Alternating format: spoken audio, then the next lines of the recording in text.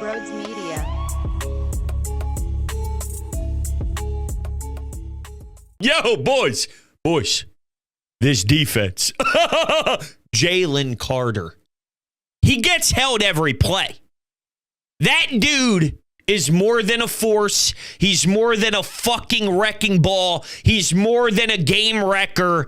I don't even know if there's real words to describe the craziness that man provides on a football field. Same applies to Zach Bond. Same applies to Quinyon Mitchell. You got Flowers out there complaining his ass off, going, he held me. No, let me fucking tell you something. You're going up against a different beast. You're going up against the best defense in the world. That's without Brandon Graham. That's without Darius Slay. That's with losing Reed Blankenship mid-game. It's funny. We thought this team would play strong offensively. Top one or two. And then the defense only had to be middle of the pack. Now, I'm watching Jalen Carter and Nolan Smith force field goals because they're able to cause havoc in the backfield. And then now a long-distance field goal before the half, and the Ravens miss. And by the way, not for one damn second do I want to hear anything about luck. They got lucky. No, Justin Tucker sucks. Justin Tucker blows. Justin Tucker misses field goals all the time. That's who he is now. It's like if you go up against a bad secondary, you're not lucky. That's the team and the flaw on the other side. Heading into this, if you said all we got to do is one, bring the physicality. Be the more physical team. But two, defensively speaking, if you force them to take field goals, you have a magnificent chance of Justin Tucker missing. Because that's going to be their kryptonite. That's been a problem for a while now. And it deflates them. Could be 15-0, 9-0. And when the game was 9-0, I actually want to give a ton of credit to Nick Sirianni because his decision to play the field battle game, that's what changed this entire momentum. Another bad offensive start, 3 and outs almost every time. When you do get a double-digit yard pickup by Saquon in the run game to start the game off, you follow that up with passing to Paris Campbell, Shipley, and Britton Covey. So, yeah, there's problems with this offense. But let me tell you something. They're timely. They're timely. They had 3 good drives in this game that were so timely. So, Nick on 4th and 2 on the 42-yard line elected to play the field position battle game. You end up getting the Ravens down to the 1. Now they have to start a drive. Well, after that, bada bing, bada boom, Goddard, nice touchdown, 9-7. This puppy's a ball game again. And Lamar Jackson had a golden chance for a big chunk play, overthrows. The next play, there's a problem with an exchange. Now you're hurting your team significantly. 3rd down, you got to pick up a huge first down. They couldn't. Momentum started to swing. You could tell when the Eagles defense settled in. And quite frankly, Jalen Carter's such a monster that on the first drive, after Milton Williams almost sacks Lamar, he escapes to his left and makes a crazy 40-yard bomb downfield. Sometimes you just tip your cap and say, it's going to be one of those. Hey, that's going to happen. That's why he's in the MVP race. Milton Williams a half second away from bringing Lamar down. And, you know, it's like, here's a huge sequence. Jalen Carter gets a big stop at the line of scrimmage, even behind the line of scrimmage. forcing the Ravens to settle for 3. If they punched it in there, could have changed the trajectory. This defense is crazy. I know they got a late garbage touchdown at the end. The Eagles just stopped the Ravens' high-powered Derrick Henry-Lamar duo, and that combo held them to 12 fucking points. That's no joke.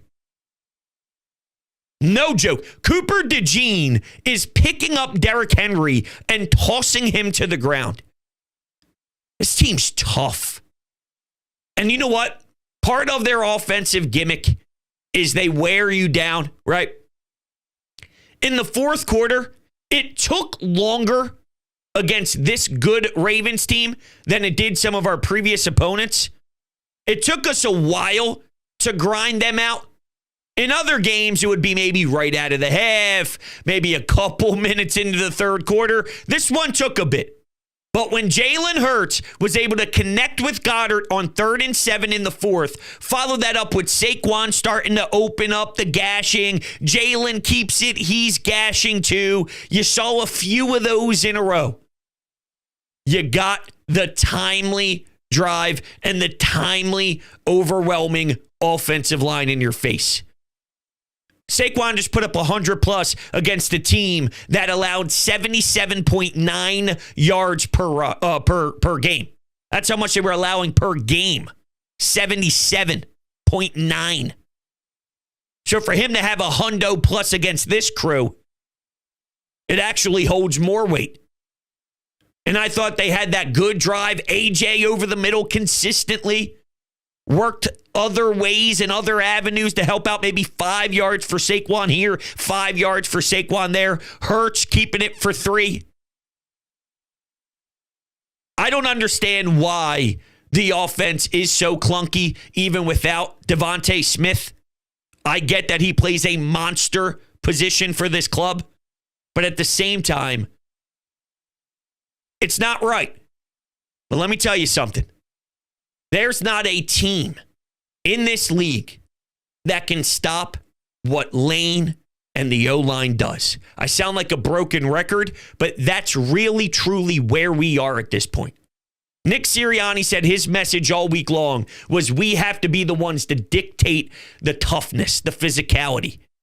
Well, if you're allowing Lane Johnson, Mailata, Mekhi Becton to do that to you over 4 quarters, there is not a team in football that can hang.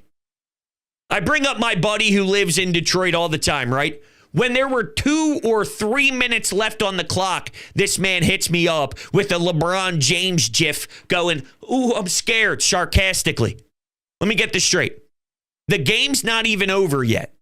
Your team already got the dub. Now, Eberflus made such an egregious decision. He got fired and at least could have went to overtime. Who knows who that would have panned out? How it would have played out by the end, I don't know. Maybe the Lions still win. Lions are vulnerable. They know it. This was supposed to be the game the Eagles dropped, by the way, because, quote, they can't win them all or eventually they will lose. Let me get this straight. If you're ever going down with, hey, they have to lose at some point, right? And not giving me real football reasons on why they're losing, they're not losing. They're not losing.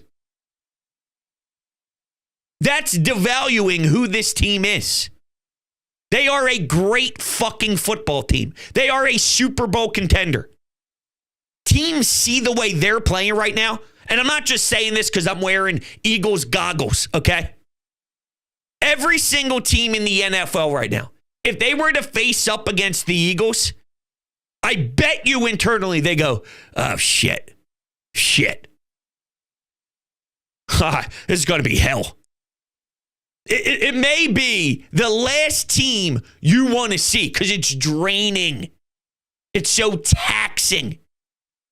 They have things with Jeff Stoutland University that no organization has in their back pocket. This is different.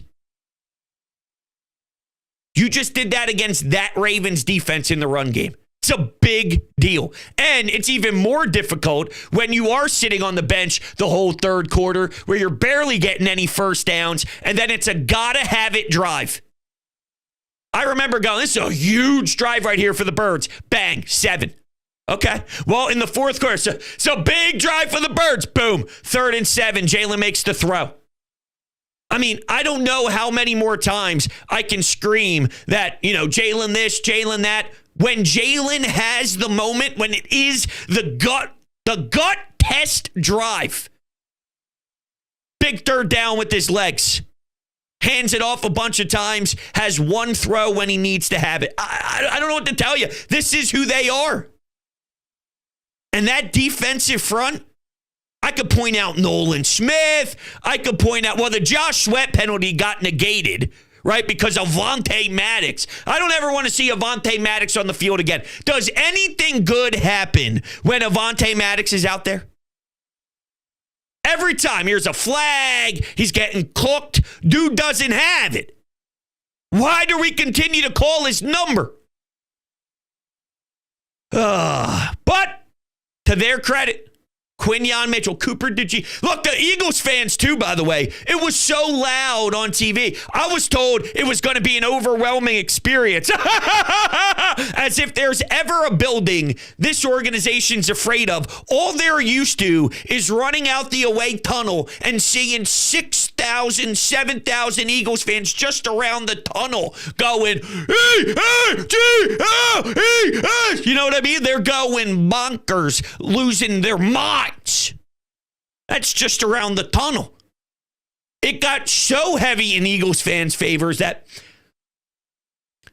I didn't know when Cooper DeJean hit Derrick Henry if that were Raven fans showing that they were upset and there was displeasure with the offense and the going for it on 4th down. That wasn't even a competitive play. And I'm glad that they ended up not having the interception so we could get the ball and take over on downs. But, were you booing your own team or was that Eagles fans going, Coop, Coop? The Eagles sideline was going insane, as they should. Because what this team just did defensively, this is a masterful performance. Vic Fangio is a god. He's a god. I don't know how Jonathan Gannon was ever labeled a Vic Fangio guy. All these guys that are like Vic Fangio. There's nobody like Vic Fangio. There's nobody like him. This is insanity.